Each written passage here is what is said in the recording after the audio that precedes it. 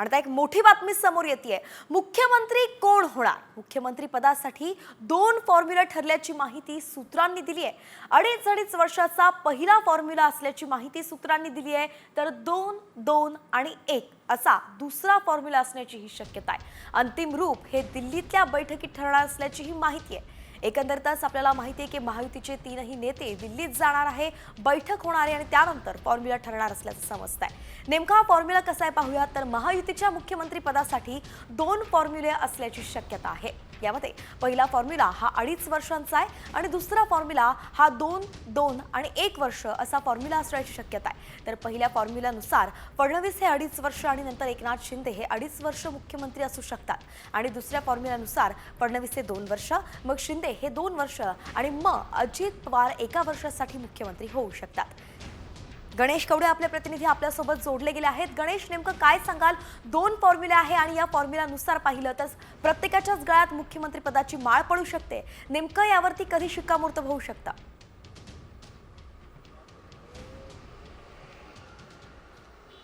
नक्कीच 2 फॉर्म्युलावर आहे ती चर्चा सुरू असल्याचं आहे ते सांगितलं जात आहे। यामध्ये प्रामुख्याने पहिले 2.5 वर्षाच्या फॉर्म्युलावर चर्चा होते। यामध्ये पहिल्या टर्ममध्ये भाजपला 2.5 वर्षाचं देण्यात यावं, त्यानंतर 2.5 वर्ष आहे ते एकनाथ शिंदेला मुख्यमंत्री करण्यात यावं, अशा पद्धतीची चर्चा आहे ती प्राथमिकता झालेली सूत्रांकडून माहिती मिळते। त्याचबरोबर अजित पवार गटाकडून देखील एक अशी माहिती मिळते की जेणेकरून तिन्ही पक्षाला आहे ते मंत्रिपद मिळावं, यासाठी 2 वर्ष भाजप, 2 वर्ष आहे ते शिंदे गट आणि 1 वर्ष अजित पवार गटाला आहे ते मुख्यमंत्री पदासंदर्भात देखील एक चर्चा झाल्याची प्राथमिकता ही माहिती आहे ती सूत्रांकडून प्राप्त होते।